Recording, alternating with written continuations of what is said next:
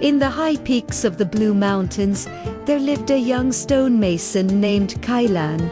Kailan was a man of fire and speed. He wanted his walls built in a day, and his life finished in a week. He believed that the world was a machine that needed to be pushed, and if something didn't go his way, he saw it as a failure of the universe. One day, while working on a great bridge for the king, a sudden, freak landslide swept away months of his hard work.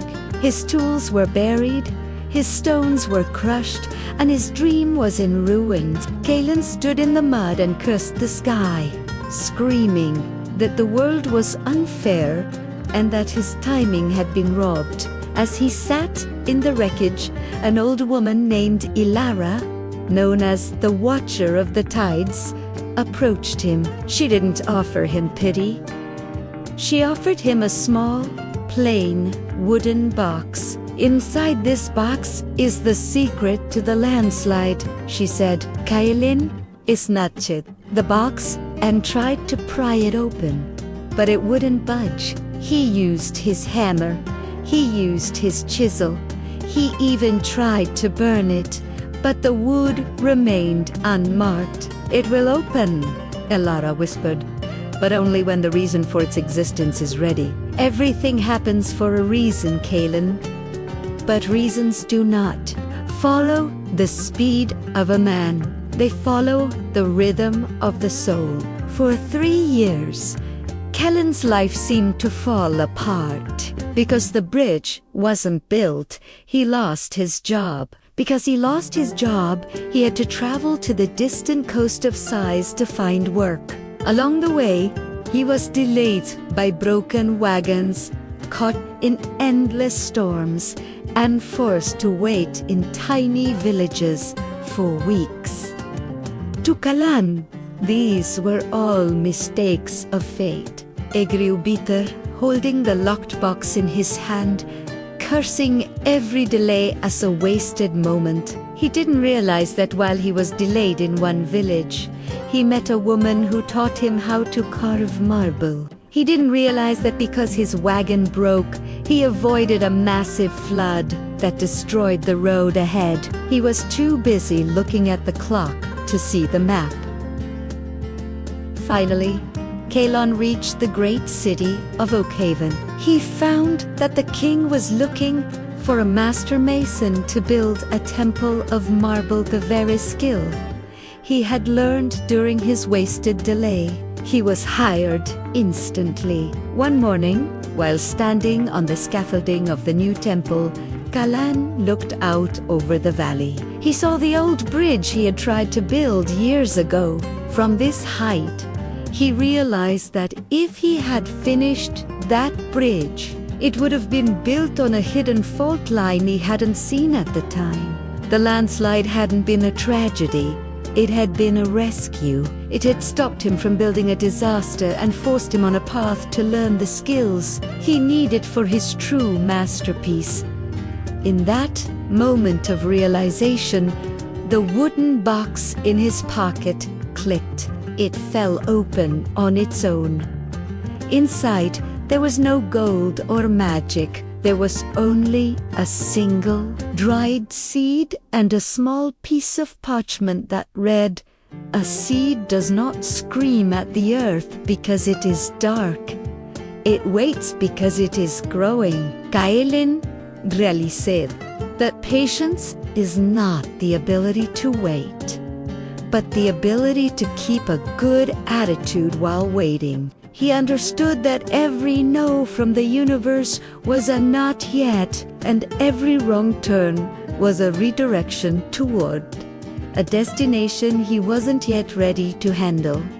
Everything happens for a reason, but that reason is often a seed buried in the dark. If the landslide hadn't happened, he would have stayed a builder of bridges that fall. Because of the landslides, he became a builder of temples that endure. The delays weren't interruptions, they were the training. The silence wasn't emptiness, it was preparation. Kailan looked at the temple he was building and realized that the greatest structure he had ever carved was his own soul. He stopped fighting the tide and started flowing with it, knowing that the universe never makes mistakes, only masterpieces in progress. Kailan knew that his journey as a stonemason was only the skin of his existence, and as he sat beneath the great tree, he felt a new calling pulling him toward the northern wastes, where the mountains were made of jagged black glass and the winds whispered in a language of forgotten sorrows. He left his golden city and his students behind, taking only his wooden box and his spade of sincerity, because he understood that a soul that stops traveling is a soul that starts to stone along the way. He met a young girl named Sora, who was trying to build a shelter out of broken shards of glass.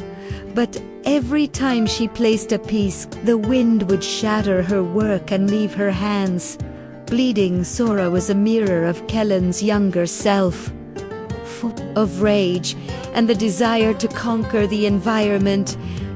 But Kalen sat with her and did not offer a hand to build. Instead, he offered a hand to hold, teaching her that the glass was not breaking because she was weak, but because the glass was not yet ready to be held together. He showed her that the wind was not an enemy trying to destroy her shelter, but a master sculptor trying to smooth the edges of the shards until they could fit perfectly without force. He told her that the bleeding of her hands was the price of her pride, and that once she stopped fighting the mountain would begin to protect her. They spent 3 winters in a cave of ice, where time felt like it had frozen solid, and Sora cried that they were wasting their lives in the cold. But Kailan smiled and whispered that the winter is not the death of the year, it is the internal dream of the spring, and that everything happens for a reason, including the freezing of the blood and the slowing of the breath.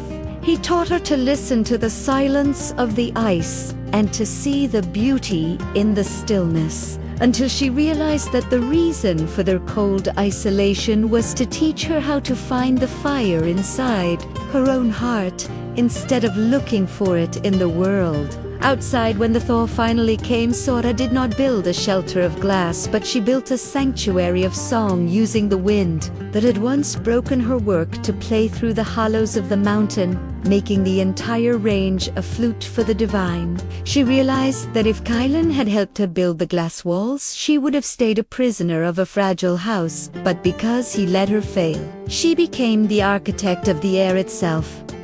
Kailan saw that his own purpose was shifting from a builder of cities to a builder of builders, and he understood that the final reason for every human struggle is to strip away what we think we are until only the truth remains. He looked at his wooden box one last time and saw that it was no longer wood, but had become a living part of his own hand, showing that there is no separation between the man and his destiny. And as he walked into the final mist of the northern peaks, he knew that the landslide, the drought, the glass, and the ice were all the same hand of love guiding him to the realization that you are never being punished. You are always being prepared. And the reason for everything is to lead you back to the realization that you were never alone in the storm. Gemini Sutkellan felt the mountain begin to breathe beneath his feet, and he understood that the northern wastes were not a graveyard of glass, but a nursery for the Resilia. As he and Sora stood at the edge of the world, he saw that the final gate was not made of stone or gold, but of a single mirror that reflected the entire universe. Sora asked him if the reason for their suffering was finally over, and Kailan replied that the reason is never over, because the reason is the life itself. He showed her that the glass had shattered so she could see the light from 1,000 different angles, and that the ice had frozen so she could appreciate the warmth of a single heartbeat. He told her that the architect of dreams does not build a house for us to hide in, but a path for us to walk upon, and that every obstacle was a milestone disguised as a millstone. Kalan took the wooden box that was now a part of his skin, and he pressed it against the mirror of the world, and suddenly the box dissolved into 1,000,000 golden butterflies that flew into the hearts of every struggling soul in the kingdoms. Below, he realized that his long journey from the bridge to the temple and from the drought to the ice was all to prepare him for this moment of total surrender, where he was no longer a man with a story, but the story itself.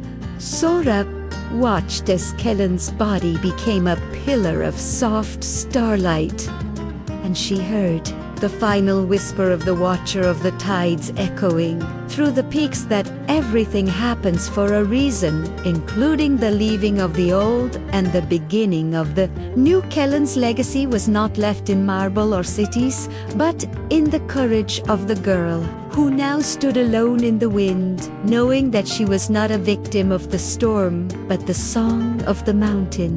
Sora picked up a single shard of glass, and instead of seeing a weapon, she saw a diamond of the dawn, and she realized that her hands were no longer bleeding, because they had been hardened by the truth and softened by the grace. She began to walk back down the mountain, carrying the light of color in her eyes.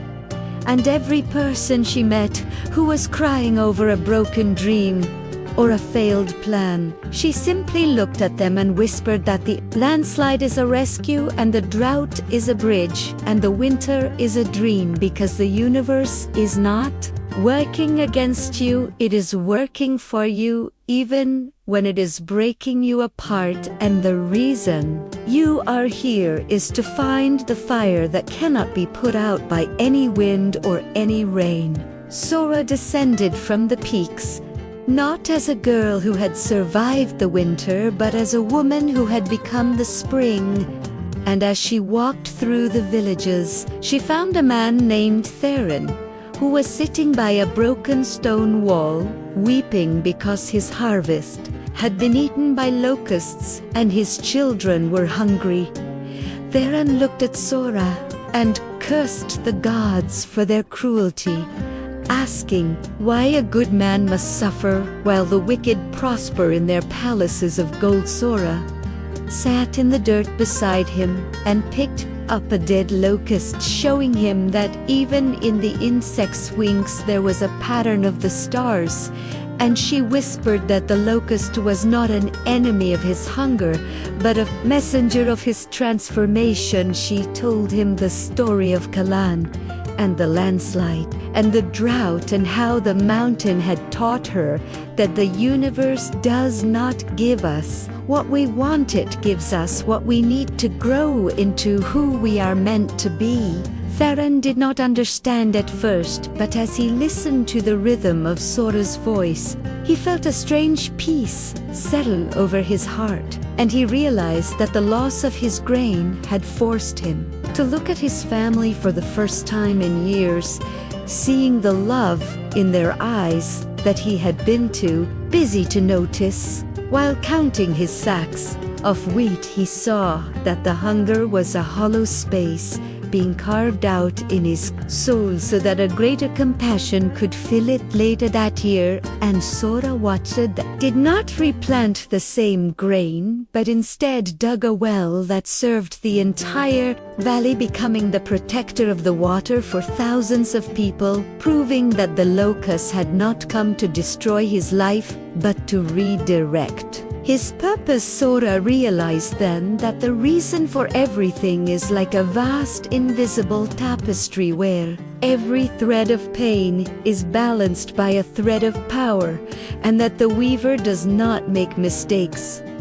only designs that are too large for a human eye to see. In a single lifetime, she traveled to the edges of the great sea, where the waves crashed against the cliffs with a violence that seemed to scream of chaos.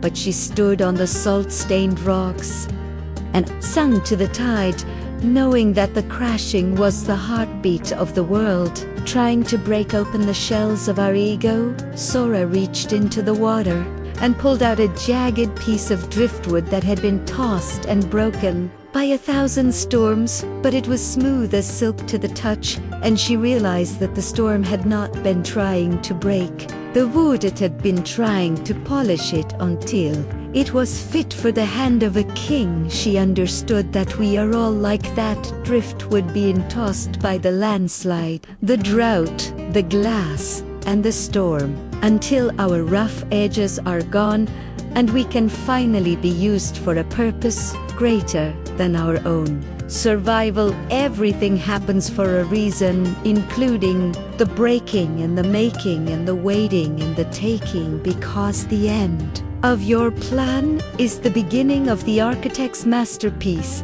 And as Sora looked out over the infinite horizon, she saw the spirit of Kalan in every rising wave and every shifting cloud, reminding her that you are never being lost. You are always being found by the truth of who you are. Sora turned from the sea and began to walk toward the final horizon, where the sun didn't just set, but seemed to melt into the very earth herself.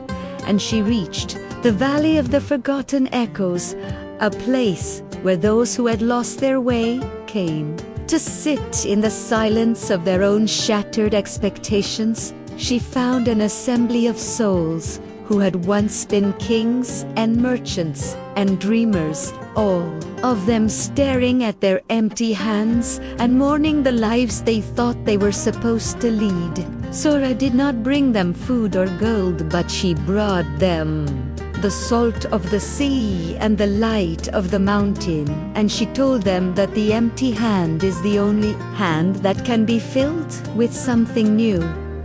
She spoke of the driftwood and how the ocean did not hate the wood but loved it enough to strip away its bark until its true grain was revealed. She sat with a woman named Lydia, who had lost her voice to a fever, and showed her that the silence was not a prison but a sanctuary where she could finally hear the whispers of her own soul that the noise of her past had drowned out. Sora taught them that the reason for their wandering was to prove that you can never truly be lost when the universe is your home, and that every closed door was a wall being turned into a window for a view they weren't yet ready to see. As she spoke, the valley began to glow with a soft amber light, as if the very ground was remembering its purpose, and the people began to stand, not because their problems had vanished, but because their perspective had shifted. They realized that the landslide was a rescue from a life of mediocrity, and that the drought was a preparation for a depth they never knew they possessed. Sora saw that her journey was nearing its absolute peak as she felt the presence of Kalan not as a memory, but as a living pulse in the air around her. And she understood that the weaver's tapestry was now complete in her heart, showing that every shadow was necessary to make the light visible. She stood at the center of the valley and raised the piece of driftwood toward the sky, and it began to dissolve into golden rain that fell upon the thirsty souls below, washing away the dust of their regret and replacing it with the water of a new beginning. She realized that the ultimate reason for every struggle and every heartbreak was to bring us to the realization that we are the architects of our own peace and the observers of a divine play where no part is too small and no tragedy is final. Sora took her final step into the light, knowing that the story would continue in every heart that chose to trust the timing of the world. And she whispered to the wind that you are never being broken, you are only being open to receive the infinite, because the universe does not make mistakes, it only makes masterpieces out of those who have the patience to stay through the storm. Gemini said Sora walked into the shimmering light of the valley, where the air felt like velvet and the ground was no longer made of dust, but of the very memories of those who had finally found their peace. She reached a massive gate that had no lock and no bars, but was made of a single standing pool of water that acted as a portal to the source of all things. As she stood before it, the watcher of the tides, Elara appeared for the last time, looking not like an old woman, but like a reflection of Sora's own future self.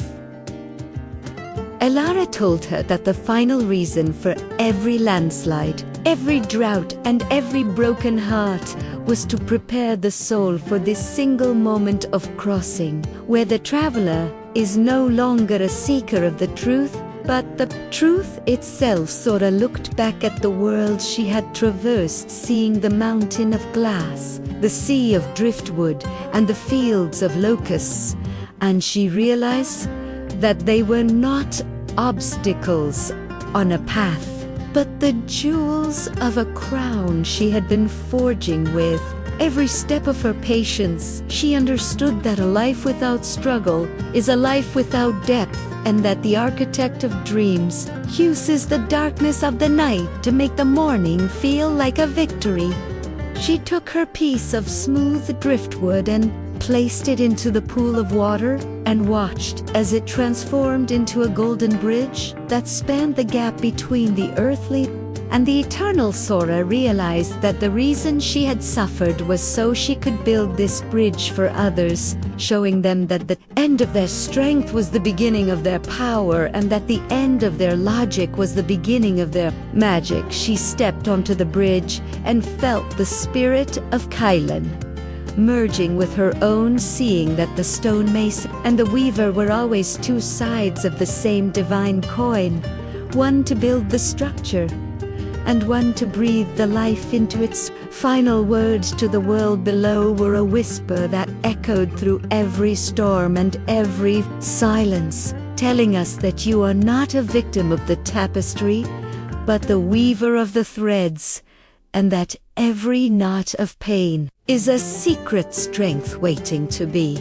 pulled tight. She disappeared into the source where the sun never sets, and the reason is always understood, leaving behind a world that was no longer afraid of the dark, because it knew that the light was always coming for those who had the courage to wait. Everything happens for a reason, and the reason is to bring you home to the realization that you were never broken. You were only being sculpted into the masterpiece that you are today.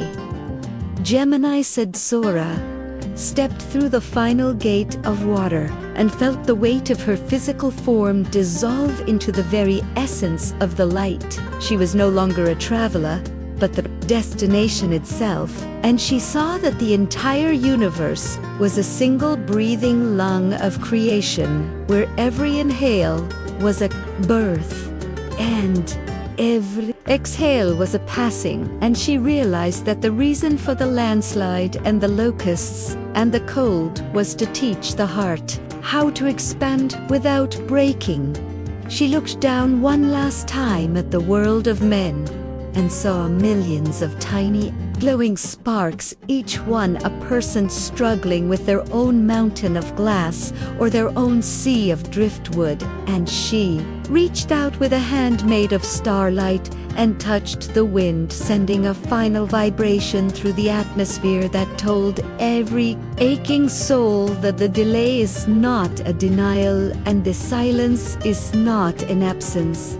She saw that the architect of dreams was not a distant judge, but a silent partner in every tear and every triumph, weaving a pattern so beautiful that if a human eye saw it for even a second, they would never fear the dark again. Sora became the spirit of the morning and the peace of the evening, her essence flowing into the stories of those who would come after her, like Kalan and Theron, and the woman who had lost her voice. She showed us that the ultimate reason for everything is to prove that love is the only gravity that holds the world together, and that your life is not a series of random accidents, but a carefully choreographed dance toward her own awakening. And as Sora merged with the infinite source, she left behind a quiet truth. For those still walking the path, that the mountain does not move for you, it moves because of you, and the reason you are here is to discover that you are the light you have been searching for all along. Everything happens for a reason, and that reason is to bring you home to yourself. Sora was no longer a person, but a presence. A quiet hum that vibrated through the leaves of the trees and the crests of the waves. And she saw a man named Liam sitting in a high office in a city of glass and steel. His heart heavy with the weight of 1,000 expectations, and a soul that had forgotten how to breathe. Liam had achieved everything the world told him to want, yet he felt as hollow as a drum, staring at his reflection in the window and wondering why the golden life he had built felt like a leaden cage. Sora reached through the veil of the material world and whispered to him through the sudden flickering of a candle and the unexpected song of a bird outside his window, telling him that the reason for his emptiness was to make room for a fullness he could not yet imagine. She showed him that his burnout was not a breakdown, but a breakthrough, a fire sent by the architect of dreams to burn away the hay and the stubble of his ego, so that the gold of his true essence could finally shine through. Liam began to realize that his pressure life was a landslide of his own making, a bridge built on a fault line of someone else's desires, and he felt the courage of Kalan and the patience of Sora flowing into his veins. He walked out of the glass tower and into the rain, feeling the water wash away the mask he had worn for 20 years, and he understood that everything happens for a reason, including the exhaustion that had brought him to his knees for the first time in his life. Liam stopped asking why the world was hurting him and started asking what the world was trying to teach him. And he found that the no of his career was the yes of his destiny, as he began to build a sanctuary for those who had lost their way in the noise of the modern world. Sora watched as Liam's hands, once busy with numbers and contracts, became busy with soil and soul, proving that the weaver's tapestry is never finished and that every ending is a disguised beginning. She saw that the reason for the modern chaos and the ancient storms was the same: to lead every human heart back to the realization that they are the masterpiece they have been trying to build, and that the universe is not a judge to be feared, but a partner to be embraced. Sora merged fully with the light of the eternal morning, her voice becoming the silence between the stars that tells us that the landslide is a rescue and the drought is a bridge and the winter is a dream. Because you are never being punished, you are only being prepared for a glory that is coming for those who have the patience to stay through the storm. Everything happens for a reason, and the reason is to bring you home to the truth that you are the light you have been searching for all along. Liam stood in the rain of the city, but he was no longer cold because he carried the warmth of Sora and the strength of Kalan in the marrow of his bones. He looked at the skyscrapers and the digital screens, and he saw them for what they really were: temporary structures in a permanent universe. He realized that the reason for every storm he had ever faced was to test the anchor of his soul, to see if it was hooked into the shifting sands of human praise or the solid rock of divine purpose. He understood that the architect of dreams doesn't build your life to be a comfortable house. He builds it to be a lighthouse, and a lighthouse must be built on the edge of the jagged rocks, and it must endure the highest waves to fulfill its only reason for being, which is to guide others who are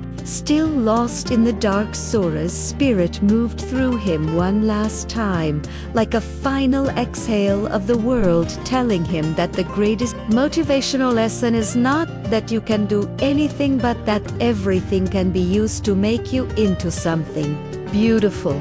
The landslide is not your enemy, it is your gravity teaching you to stand firm. The drought is not your famine, it is your thirst teaching you to find the deeper well.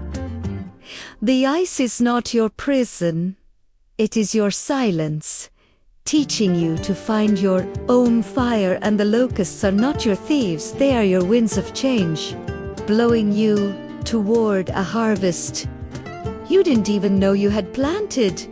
You must stop asking why this is happening to you and start asking what this is creating in you, because the universe is not a judge looking to punish your mistakes. It is a gardener looking to grow your greatness. If you have the patience to stay through the winter, then you have earned the right to see the spring. So when the world breaks your heart, or the banker your plan, do not look at the broken pieces. Look at the light that can now shine through the cracks. Everything happens for a reason, and the reason is always to bring you home to the realization that you were never a victim of a story. You are the author of a masterpiece, and the pen is in your hand exactly now, in this breath, in this moment. And in this truth, the weaver has finished the tapestry, the stonemason has laid the final block, and the sentinel has opened the gate. Now it is your turn to walk through and believe that you are exactly where you need to be to become who you are meant to be. Thank you for allowing me to be a part of your night. May you find deep peace and restful sleep. Wishing you the sweetest dreams. If you liked it, please like, comment, and subscribe. Bye.